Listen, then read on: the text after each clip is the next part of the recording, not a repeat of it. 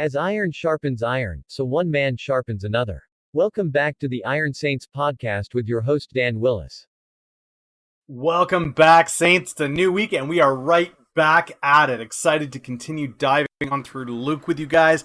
So, whether you're on your way into work, whether you're at home today, wherever you may be, grab yourself a cup of coffee and let's get down to it. So, last week we finished off Luke chapter 5, and we are going to be heading into Luke 6 today, talking a little bit about the Sabbath. If you missed last week's episodes, don't hesitate to go on back and rip through them. There was some great stuff there. But without further ado, we're going to get down to Luke chapter 6 here. Again, guys, I just wanted to give you a huge shout out. Any of you guys that have been taking the time to share this, take the time to provide me some feedback. It's really been a blessing to be able to see how far this reaches. Just pausing for a moment and taking a look at the stats of people from all over the world that are listening to this, people from all over the States, all over Canada. It's really amazing to see how far and fast that this can just spread. And for God's word to be going wide like that is something really special. So a huge thank you to those of you that have taken the time to engage, to send messages and of encouragement, as well as for those of you that have been willing to share this out in your own network. It has been a huge blessing, and I look forward to seeing it continue to grow. For those of you that are listening along, don't worry, I am about to read the passage to you from Luke chapter 6 today, just in case you guys don't have a Bible handy. That way you have it available. I am reading from the ESV. If you have a Bible with you, though, please, I encourage you to open it up and read along in whatever translation you have available to you. Let's get down to it. All right, guys, Luke chapter 6, going to start verse 1, go to probably around verse 11. I think that's kind of where the Sabbath talk ends for today. So here we go. On a Sabbath, while he was going through the grain fields, his disciples plucked and ate some heads of grain, rubbing them in their hands. Some of the Pharisees said, "Why are you doing what is not lawful to do on the Sabbath?" Jesus answered them, "Have you not read what David did when he was hungry? He and those who were with him, how he entered the house of God and took and ate the bread of the presence, which is not lawful for any but the priests to eat, and also gave it to those who were with him? He said to them, 'The Son of Man is the Lord of Sabbath.' On another Sabbath he entered the synagogue and was teaching, and a man was there whose right hand was withered. The scribes, the Pharisees, watched him to see whether he would heal on the Sabbath, so that they might find a reason to accuse him. He knew their thoughts, and he said to the man with the withered hand, 'Come and stand here.' He rose and he stood there. And Jesus said to them, 'I ask you, is it lawful on the Sabbath to do good or to do harm, to save life or to destroy it?' After looking around at all of them, he said to them, 'Stretch out your hand.' And he did so. And as his hand was restored, they were filled with fury. They discussed with one another what they might do to Jesus." So, we're right back at it. Pharisees, Sadducees are trying to pick at Christ. They're looking for any excuse to do so. They just had the showdown about the tax collectors and the sinners dining with them and how that works. Now we're tackling the Sabbath. And we've got Jesus and his apostles walking through fields and travesty of all travesty, picking grain heads and crushing them and eating them. That would have been considered, I suppose they're considering it farming and work on the Sabbath, as opposed to a buffet that they're enjoying on their day of rest. Taking issue with that, he draws back to the Old Testament. He says, well, take a look at what David did. David, it wasn't even something as small as this. He walked right into the Holy of Holies in the temple and took something that was clearly designated solely for the priests.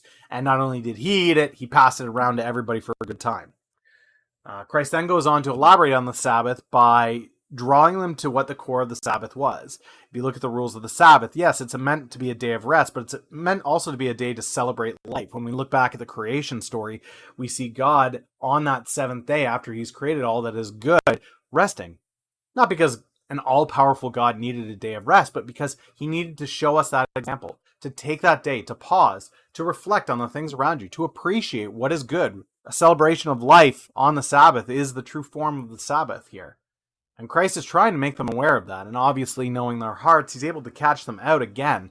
But this is something that we see fairly regularly, where the heart of the issue is missed. Christ is clarifying over and over and over again for these Pharisees. You have rules for the sake of rules, but you miss the heart of them, and in so doing, you make a mockery of what it is, what it's meant to be. Now, I'm not arguing the sanctity of the Sabbath.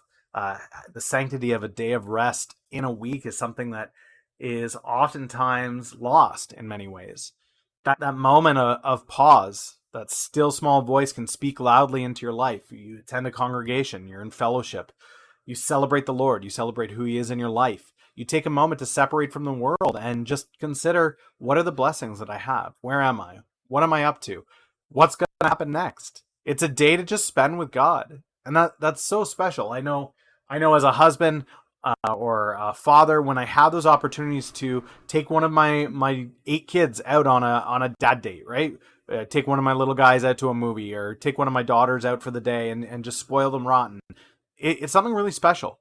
It builds the relationship. It's time of undivided attention between the two of you. And that relationship grows as a result of it. And it is very much a celebration of life. Your kids, when they're out with you, are celebrating the relationship they have with you as the father, and you as your father. You as the father would be out celebrating how amazing your kids are. For me, it so often is that with God, that feeling on Sunday of just being to come to the Father, being able to do that without repercussion, without fear, especially here in North America. Even more so when I consider the time that I have away with my wife. Having 8 kids, I'm sure some of you out there have your own families, you've got your own kids, but to have 8 kids for a wife and a husband to get away for a weekend, for a day, can prove quite challenging. And those times are that much more special as a result.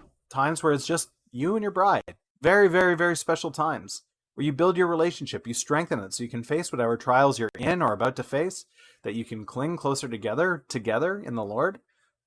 It's just a really blessed opportunity for us to be able to take that Sabbath and to respect it, to love on it, and to understand its purpose is that celebration of life. I think that this is a huge opportunity to call us back to, what is the Sabbath all about? Is it about, well, you have to go to church on Sunday, and we do it as this terrible burden of, oh, well, we've got to go to church and get ready and go.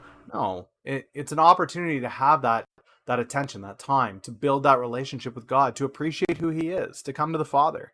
As the bride, it's our opportunity to spend time alone with God, to get to know each other, to pull closer together, to become more one with each other. It's an amazing time. It's an amazing thing.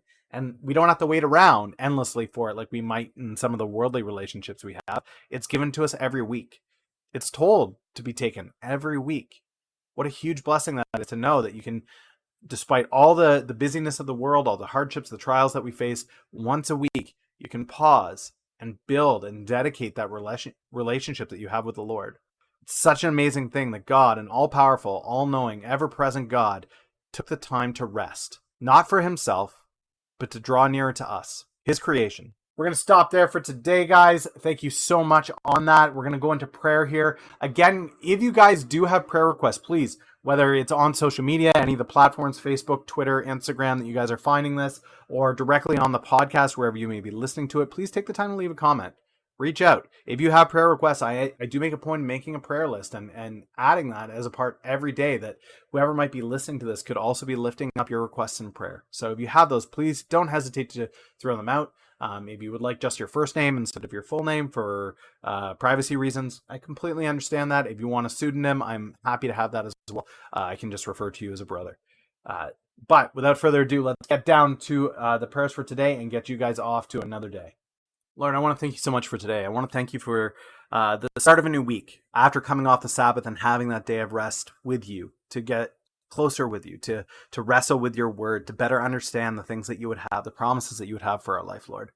Pray for those of us that weren't able to take that pause, that weren't able to rest in you.